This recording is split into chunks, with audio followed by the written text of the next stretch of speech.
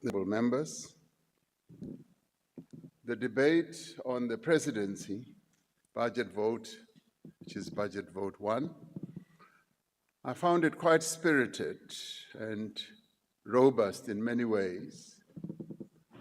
And at times it was also provocative, but above all, it is a true credit to our democracy.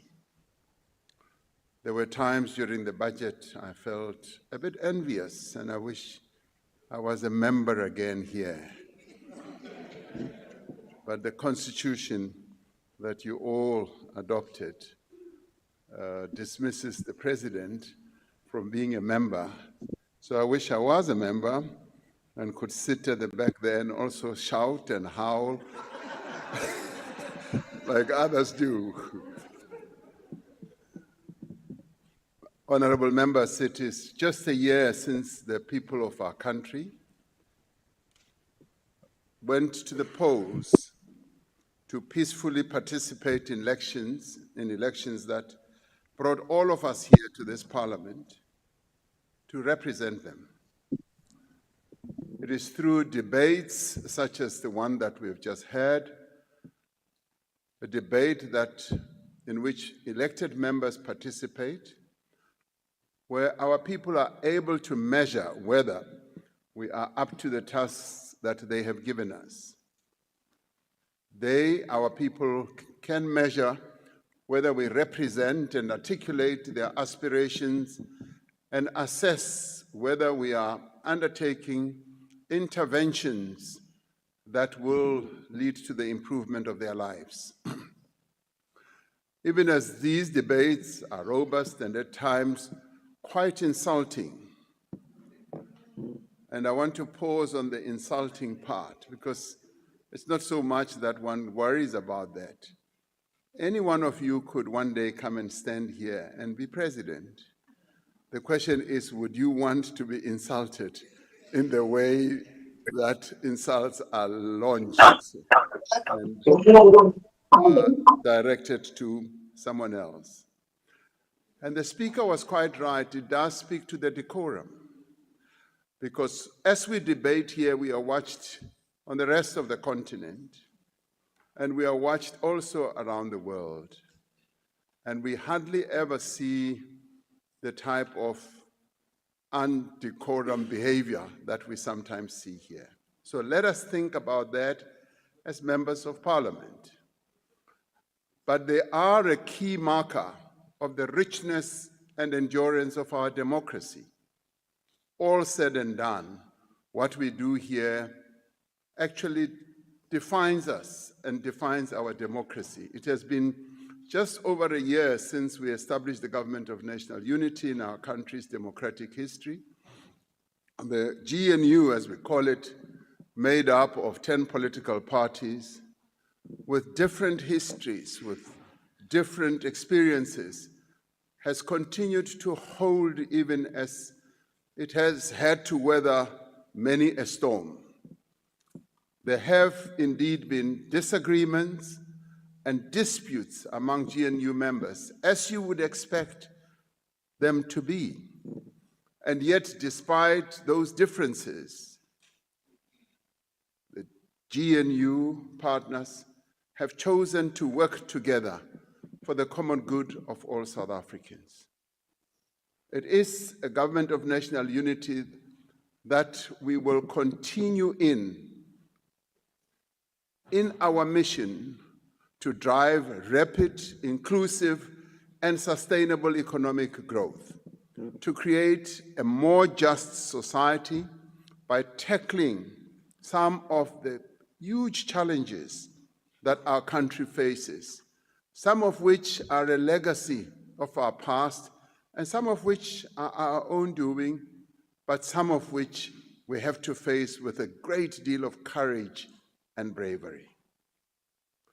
We have to reduce the cost of living of our people. We also have to build state capacity and make sure that our state is able to deliver on the promise that we gave our people. And we also have to strengthen our law enforcement agencies as we can see that they are in need of great overhaul. But we also have another overriding task, which is to deepen social cohesion and nation building. Order. Sorry, Mr. President. Honorable Ronaldo, please mute. We are still a young nation. Therefore, we have to continue taking care to build this nation. There are those, including in this House, who will assert that democracy does not put food on the table, that the Constitution cannot be worn or be put on anybody's back, and it cannot be driven or lived in.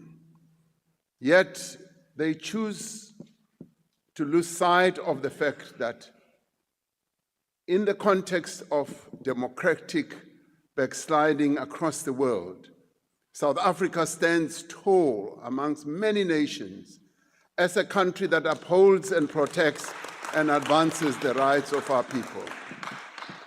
We are counted as amongst the few who have the type of constitution that we have that upholds our people's rights, where our people are able to even challenge government and take government to court and hope to win, and at times they win.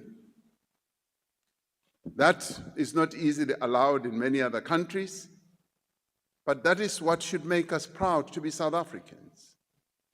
Yesterday, Honorable Hlophe gave a laundry list of everything that is wrong in this country. We are alive to the many challenges that we face. At the same time, we should not lose sight of the fact that this democracy, only 31 years old, has made great progress in improving the quality of life of its citizens. Not to the level we want, but it has improved the life of its citizens. We still have a long way to go to give our people the type of life that they deserve. Some countries in the world have democracies dating back hundreds of years, and some even thousands of years. Our democracy, by comparison, is still very young. Those who decry the allegedly scant progress that we have made wish us to discount the millions of homes that have been electrified. As one flies across many parts of the world, including our own continent, you actually see that South Africa is able to distinguish itself from many other countries when you fly at night, and you see the electrification that has happened in this country. The clean water that is in our communities where there was once none. And we decry the fact that some of the taps have run dry, but we now are improving the infrastructure that will make sure that those taps and those pipes do have water.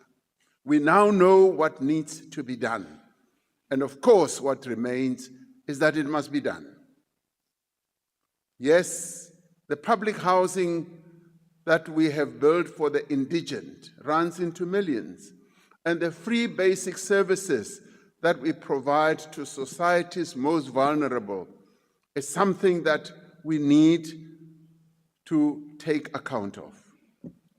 Some wish us to discount the more than 600,000 learners who passed their matric exams last year, the highest recorded pass rate in our country's democratic and, may I say, history.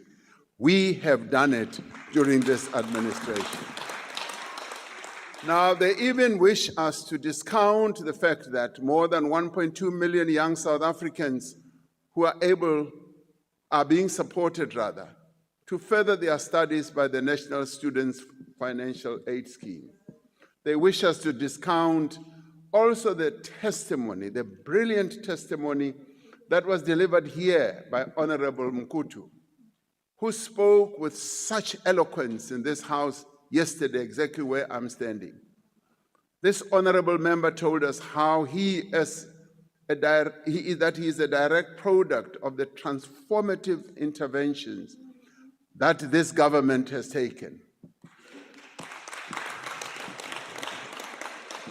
And that transformative journey started when he was young, when he was at school, right through his academic life, and up to qualifying as an industrial engineer, university graduate. And today he stands as a member of parliament at a very young age. This would have been unheard of. We want many more. Honorable member asks how many. Yes, we want where all you've of got them. millions We want to deliver. all of them Order, honorable member. to have the same opportunity that Honorable Mkutu had. And we are on the path of ensuring that that happens.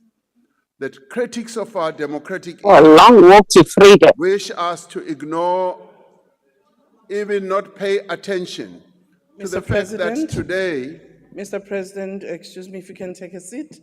Honorable members on the platform, can you please not interject when the member is on the podium such that you disturb the flow of their speech? Honorable member, what's the point of order? Thank you very much, Honorable Speaker. The Honorable member on the virtual platform shows a picture of her wearing her party regalia with the logo on. That is unparliamentary. Thank you. Thank you, honorable member. It is indeed on the rules, honorable member. We will address that and we'll address those with the chief whips of various parties. Mr. President, you can proceed.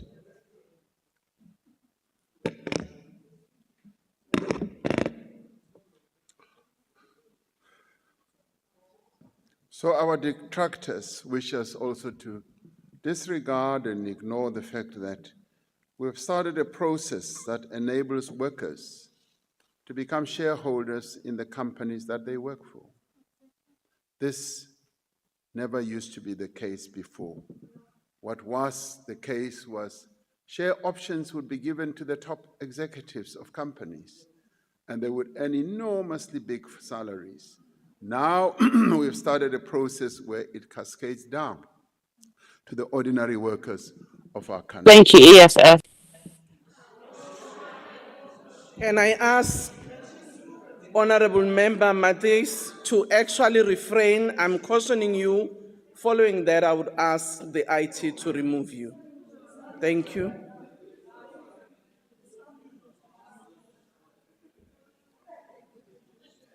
Honorable Speaker, they seem to be quite enjoying what I am saying. So that in itself is good because they are paying attention. We are supposed also to discount the millions of hectares of land that has also been restored to communities and the many beneficiaries who would have chosen that they would rather take cash rather than the land that they were dispossessed of. These are some of the fruits of our young democracy, the self-same democracy that the people of South Africa continue to believe in, have faith in, and expect us to advance in both word and in deed. That the majority of South Africans are committed to the fundamental principles of our Constitution confers a heavy responsibility on all of us and the government of national unity. It imposes that responsibility, and we must make sure that they retain that faith.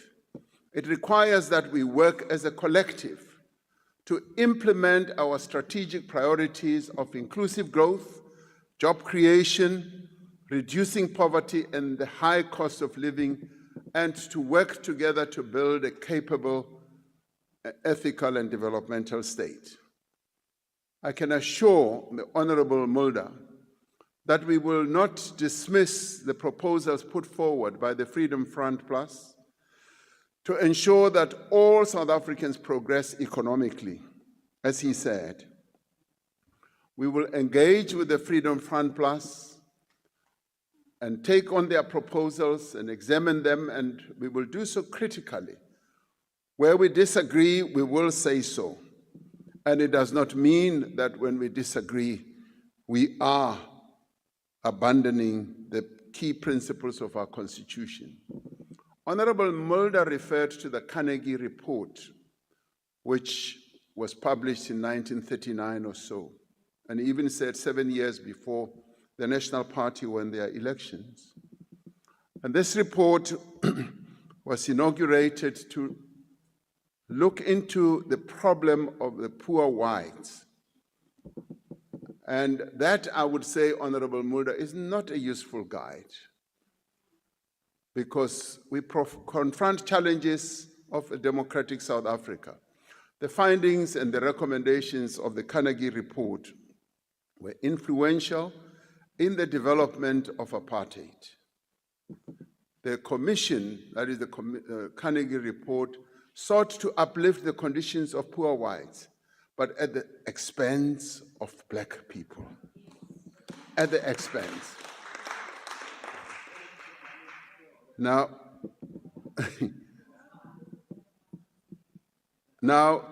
the issue of poor whites had become a huge problem in the 30s. It had become a huge problem. It was discussed in church, the Dutch Reformed Church. It was discussed in the universities. It was discussed in the state. And it was felt that something had to be done about the problem of poor whites. They could not accept the fact that white people in the urban areas had become part of the proletariat. They couldn't countenance the fact that white people had become poor, like black people. And they even said, we cannot ever see ourselves being equal to these blacks. And they had become poor, Honorable Mulder, as you may recall, because they had been dispossessed of their land. During the Second Anglo-Boer War, Afrikaners in the main really suffered at the brunt of that war. They had become displaced, their land had been dispossessed, and they had become truly poor. But of course, they only focused on themselves and forgot that there were other citizens in the country. So what did they do? Flowing from that report, they then decided that we've got to set up a social welfare system that will advance the interests of white people. And they did. They set up institutions that were aimed at advancing the interests of white people, so that white people should never, ever be at the same level as black people. They inaugurated laws in this parliament, somewhere in this precinct, to make sure that black people are kept at a lower level, because they couldn't see themselves as being equal. The superiority complex was just too huge for them not to want to see white people being ordinary workers. So laws were passed to give them what? Opportunities, so that they could have better outcomes in their lives. There was no separation between opportunity and outcomes. Today, when black people talk about being given opportunities so that their outcomes can be better, this is seen as racist. And this is hypocrisy at its worst. It is. And yet, what was done following the Carnegie Report was itself inherently racist. And what we seek today is to ensure that the disparity between resources devoted to black people and to white people are equalized. You look, for instance, at the school system. The school system for white people was far better than it was for black people. More was spent on social grants, housing, agricultural support, and social services for white people.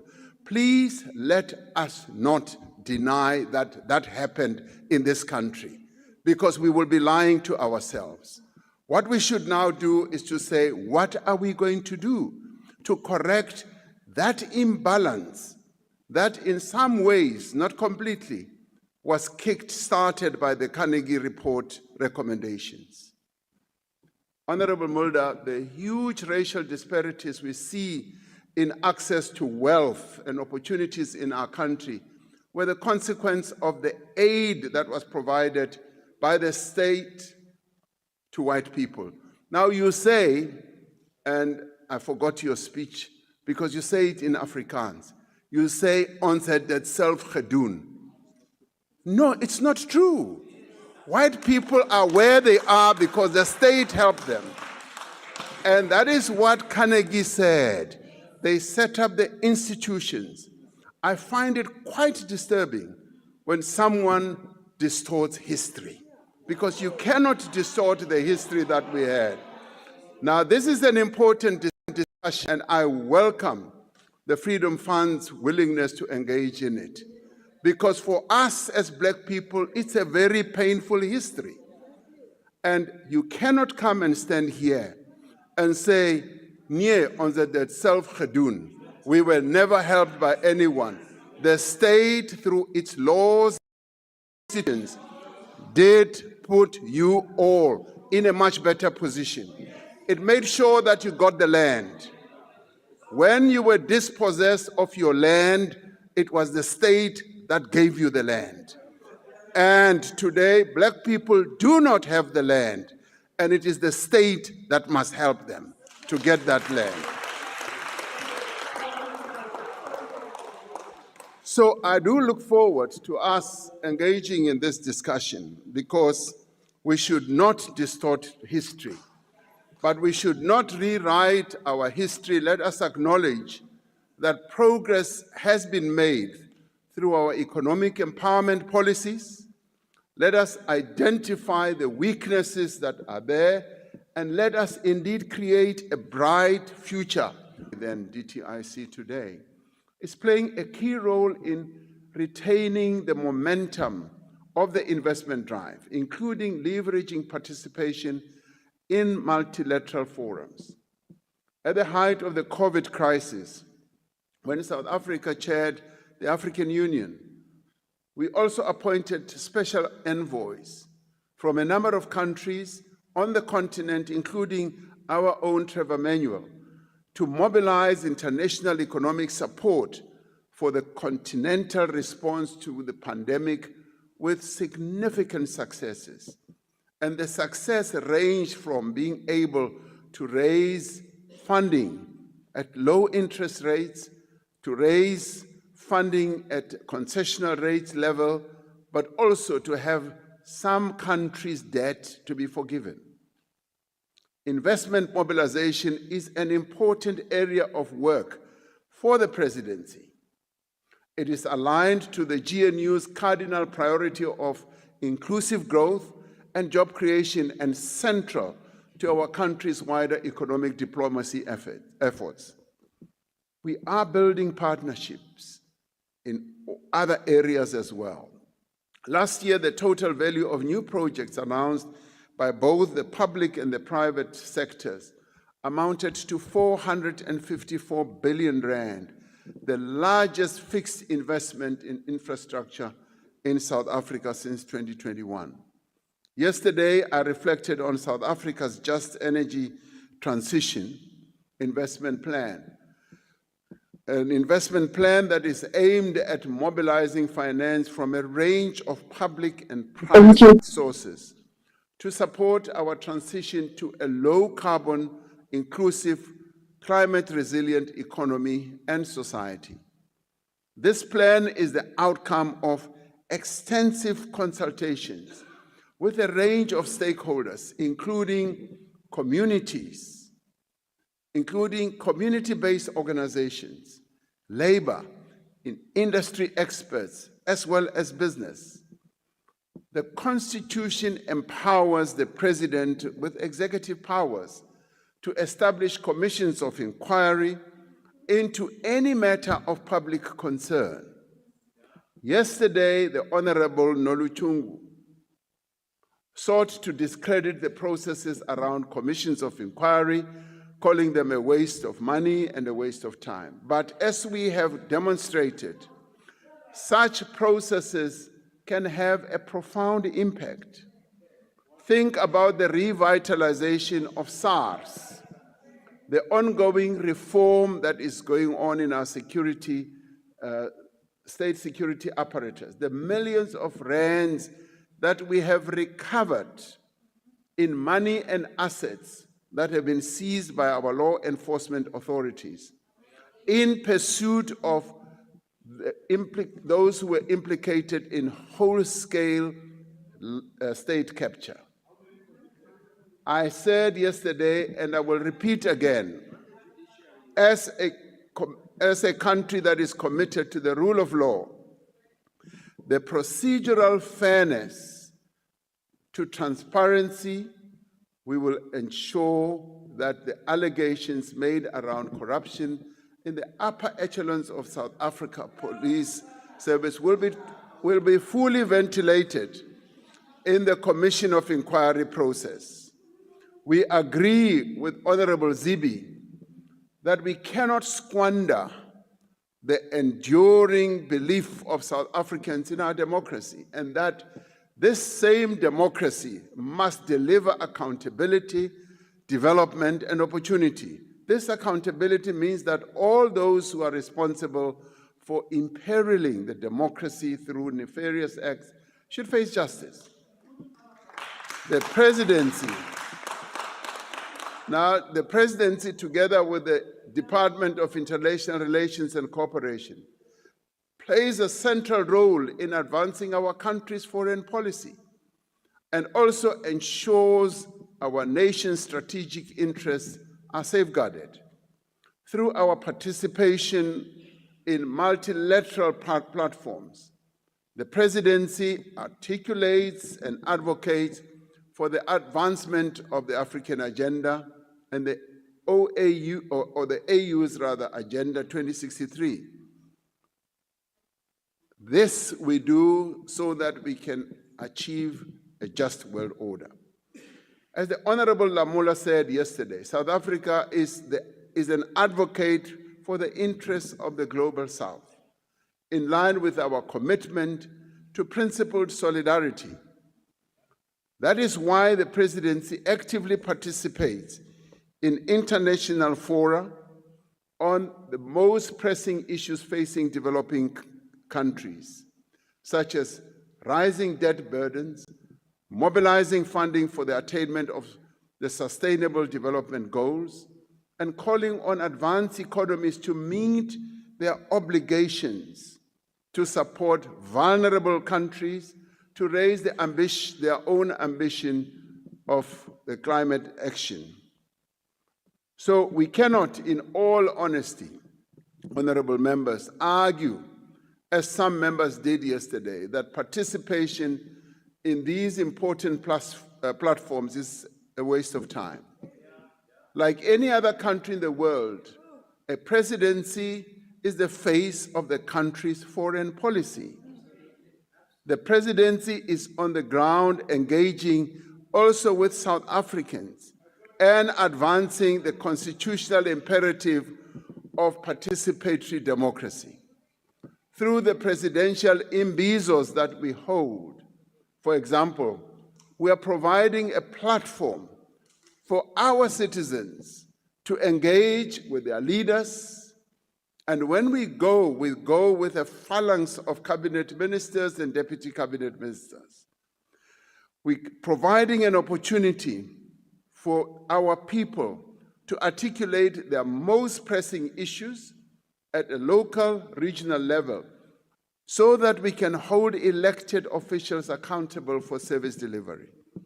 We regard this as a critical tool for taking government to the people, and they also fall within the ambit of Budget 1.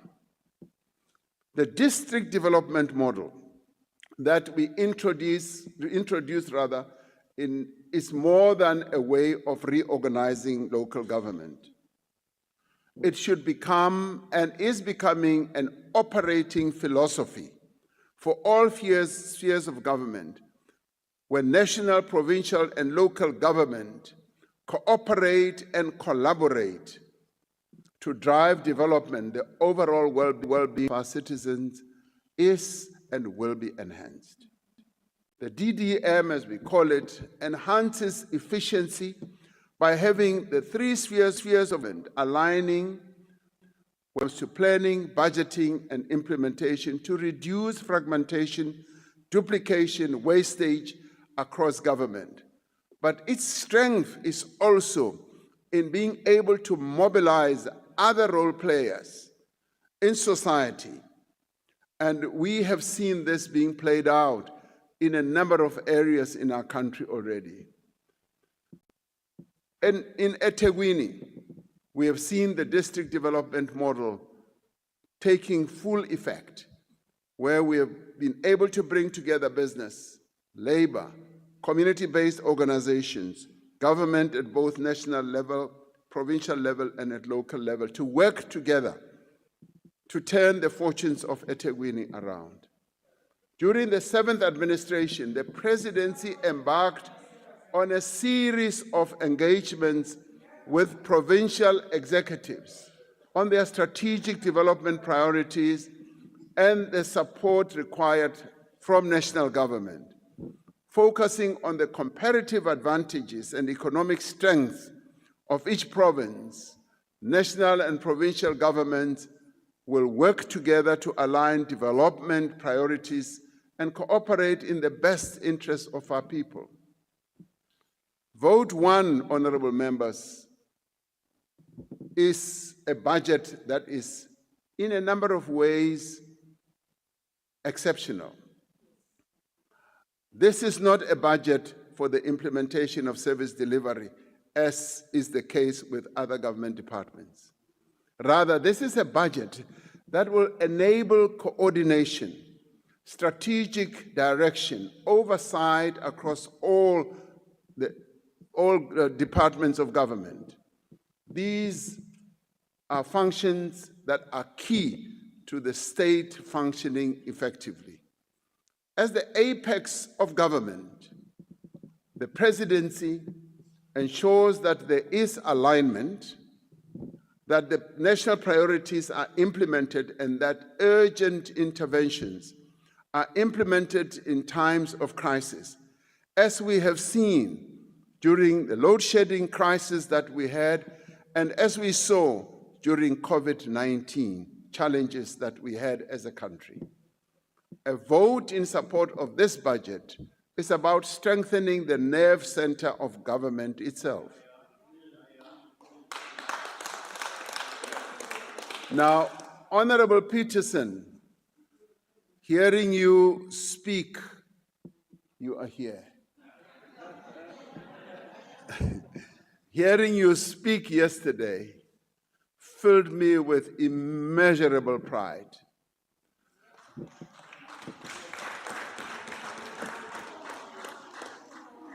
You exuded a great deal of confidence, but more than that, you exuded conviction.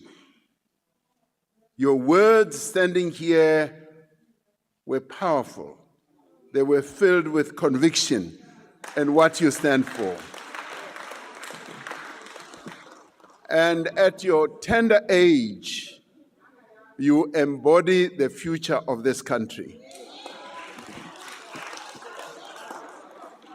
You are the voice, Honorable Peterson, not just of your community and constituents, but of the millions of young South Africans who, even amongst our many challenges, are able to see progress, who continue to believe that there is a place in the sun for all of us, and who continue to have that hope. Now, I thank you for that. Young people who dare to invent the future, as the Honorable Mkutu put it yesterday. Nobody in this House disagrees that the challenges we face as a country are immense. Nobody can disagree that we are not nearly as far along the road to the shared future that we all want to see. And yet, who do we serve with our malcontents, our laments, and our defeatism? Do we want to break or do we want to build?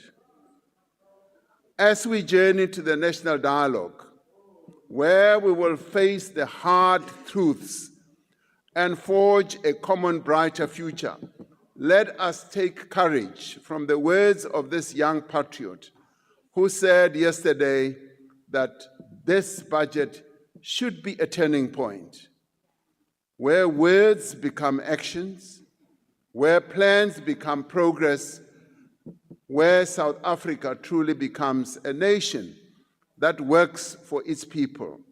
But more importantly, where all of us as public representatives become the true public representatives of our people, advancing the interests of all South Africans. Thank you very much. Thank you, Mr. President.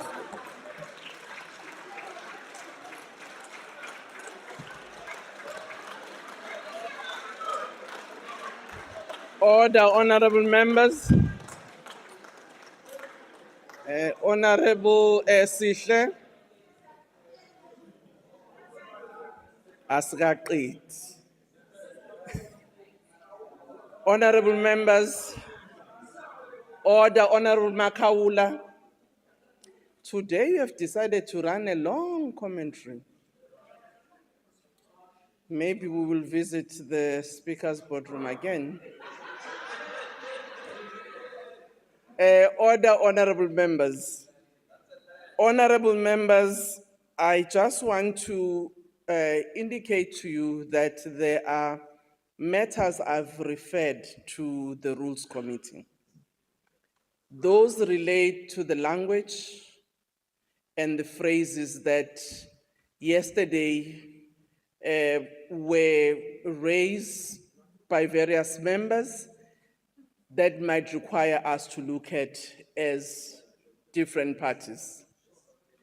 Secondly, we also noted the concerns that were raised by other members about some of the rulings that as presiding officers might have made. Again, I just want to assure members that we would look at those and we'll come back to this House. We do this because we want to make sure that indeed the way in which we conduct our business does enable us to represent our people better, as well as respecting this House, which is the House that deals with important issues.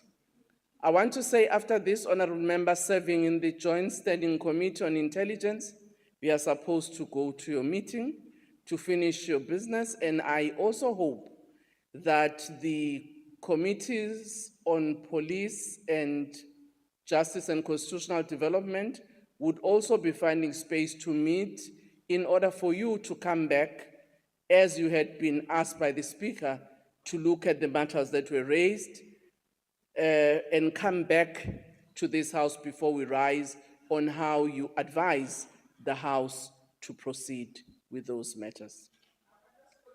Honorable Makaula, you are not yet going home. There is lots of work that we have to do. This was the response by the President on Budget Vote 1, not the end of the business of Parliament, except that it brings the business of today here on this budget to an end, but committees that must meet must continue to meet. I'll now ask members to stand and allow the presiding officer to leave the chamber.